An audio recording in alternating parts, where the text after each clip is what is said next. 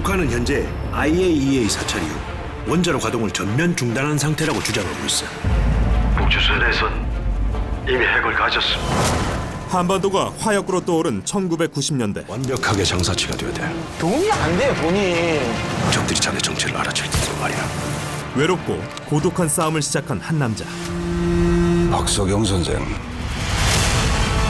왕후에서는 어떤 물건을 사고자 하십니까?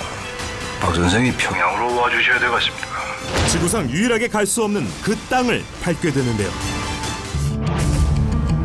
실제 남북 간에 벌어졌던 치열한 첩보전을 소재로 한 이 영화. 설마라고 처음에 이제 이 얘기를 들었을 때 설마 이런 일이 있었던 거야?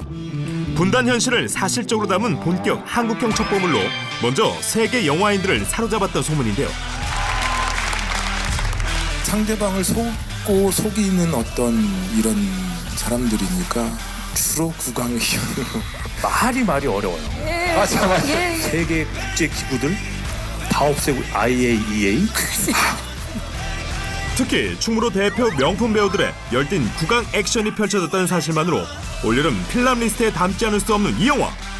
지금 바로 만나보시죠.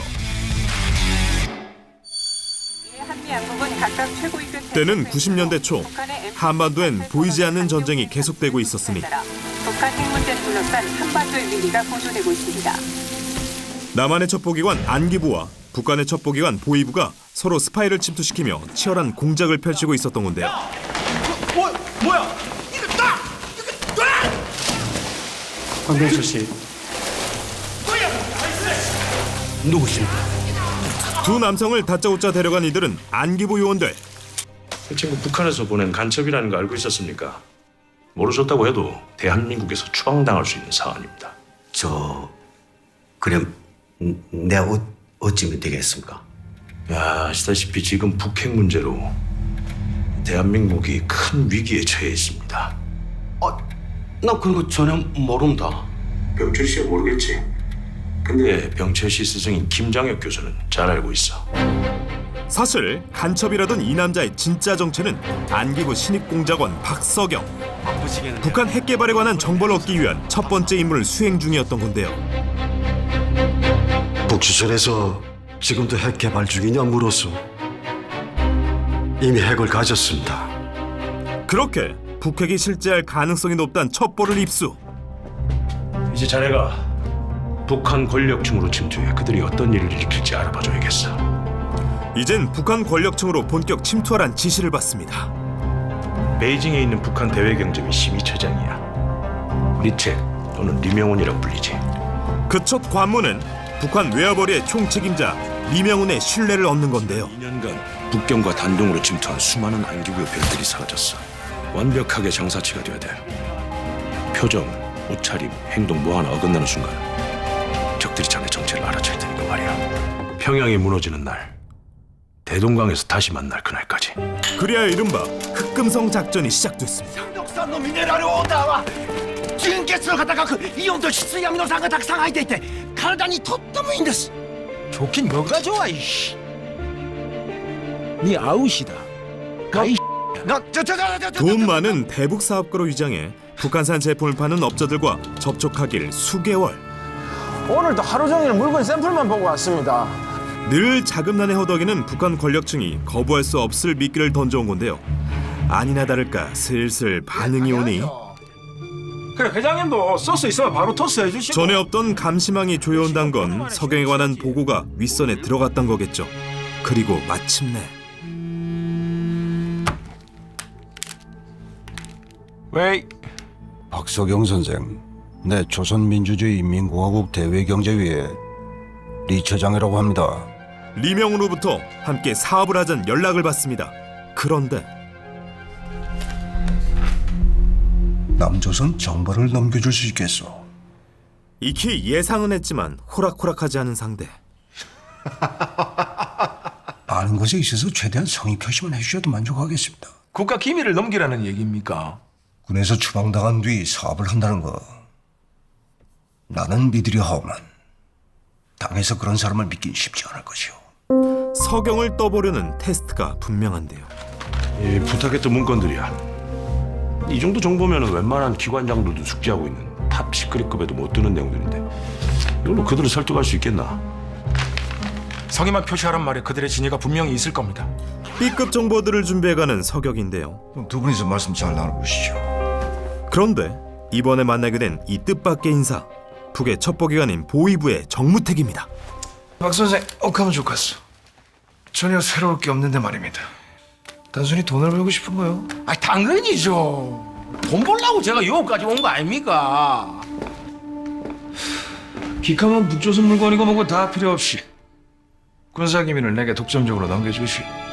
함정이 숨어있는 또 한 번의 제안. 아무래도 전략을 바꿔야겠는데요. 박 선생, 그 인사도 없이 그냥 가시면 어떡합니까? 장난하나? 사람 불러다 놓고 뭐 하는 짓입니까 지금? 이거 박 선생님 불이 많이 나셨구만. 30분 뒤에 스카이라운지에 있는 중국 식당에서 뵙겠습니다. 그렇게 때론 비굴함으로, 때론 대범함으로 리명훈의 테스트를 통과한 서경. 你好，你好，帮我报个这个。请问你贵姓 ？Mr. Park，Mr. Park。 과연 이번 임무를 성공적으로 완수할 수 있을까요? 비스티보이즈, 범죄와의 전쟁, 군도 등 현재와 과거를 아우르며 한국 사회의 리얼리티를 담아온 윤종빈 감독. 이번엔 90년대 북파 스타일 흑금성의 실화를 재구성해 분단 시대의 이면을 조명하고 있는데요. 실제 첩보라는 게 이 상대방과 상대방의 어떤 그 고도의 심리 싸움이라고 생각하면 되거든요. 육탄전 대신 심리전으로 남북 사이의 긴장감과 미묘한 교감을 그리며 한국형 현실 첩보물로서 재미를 선사합니다. 수리야, 왔으면 가는 게 예의지요. 받지 않으시면 같이 사업할 의지가 없는 거로 받아들이겠습니다. 와, 이런 얘기까지 해야 돼. 사실 제 아버지 술 때문에 돌아가셨습니다. 아니, 술 한 잔에 가족사까지 파십니까? 야, 니 지금 뭐라 했어? 뭐 내 부모님을 팔아? 이 가 진짜 보자 하니까 야, 야, 니 몇 살 처먹었어? 하나 빨개 황마 진짜. 두려움을 맛봐야 겸손 나갔어? 한나 이 가 돌았나? 그래 싸봐, 야, 너 부모가 이래 가르치더나 이. 박 선생은 맞는 말씀을 한 거예요. 야, 진짜 죄송합니다. 와, 이거 얼굴이 화끈거리는 게 와. 이제 찬바람 좀 맞아야겠습니다. 술을 마셔야 하는 난감한 상황을 남다른 기지로 무사히 넘긴 서경. 이제 남은 오늘의 임무는 오늘의 대화를 음성 파일로 남기는 건데요. 9시 10분. 담배고 자동차고 메이드 인 노스코리아 명찰로 달아서 다시 내보내는 거는 조국의 이윤도 크지 않소. 저희 쪽에서는 아연이나 철강 같은 광물 수입도 괜찮은데. 물 흐르듯 진행돼가는 사업 논의. 그런데